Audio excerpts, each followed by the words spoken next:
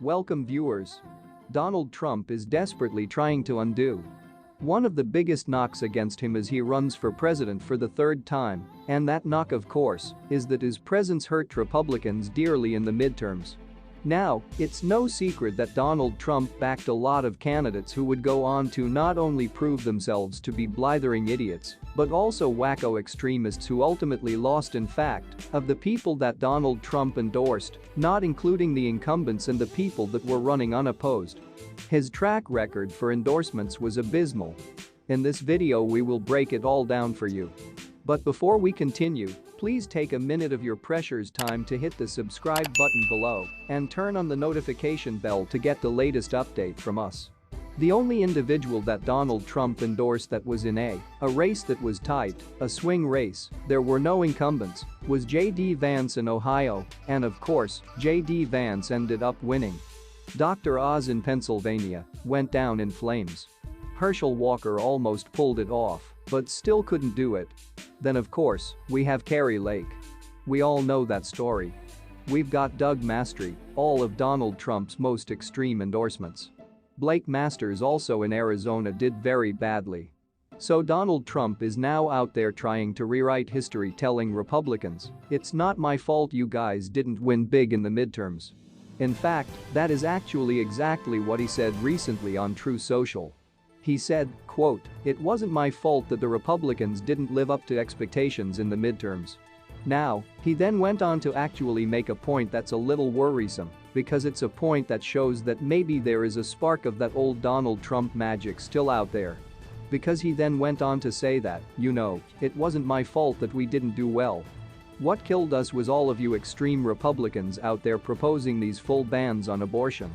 Now, he also said that in an interview last week with Breitbart, he said, "You gotta have the three exceptions: rape, incest, and to save the life of the mother. You can't just have an outright ban no matter what." Now, even that is still extreme, right? Takes away women's right to decide what to do with their own bodies, but by seemingly being more rational than the rest of his party, that could potentially endear him to some moderate Republicans. And that's why I say maybe there's a spark of that old magic left. Donald Trump, when he started running in 2015, 2016, pretended to be a populist. There's nothing populist about him, but he went out there, he connected with people that were struggling, and he told them who to blame for that, even though he was wrong about who to blame, but basically promised them, "I'm gonna make things better for you because I understand your plight. I feel your pain," as the Bill Clinton thing used to go. So by coming out now and saying, "Listen, we can't be this extreme on the issue of abortion. We've gotta tone that down. We've gotta work on our policies here," that is worrisome. And it does show that maybe Trump to a degree understands what he needs to sound like in order to win an election. That's the only thing about this that kind of worries me. After, of course, he then, said it was the people pushing the abortion bans. He then went on to attack Mitch McConnell, saying, "McConnell's stupid when it comes to spending money." President Biden, the oldest person ever to hold the office of president, has not officially declared his candidacy in the 2024 presidential race, but past remarks from the president and those close to him suggest that he will seek a second term in the White House. In November, Biden told reporters that it is his intention to run again and that his decision on whether he would seek re-election would come early in 2023.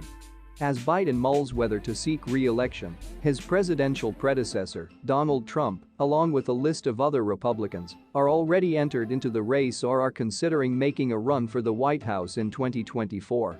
Former President Donald Trump, who served in the White House from 2017 to 2021, announced in mid-November that he would make a run for president for a third time. Please, what is your take on this? And remember to subscribe as well. Thanks for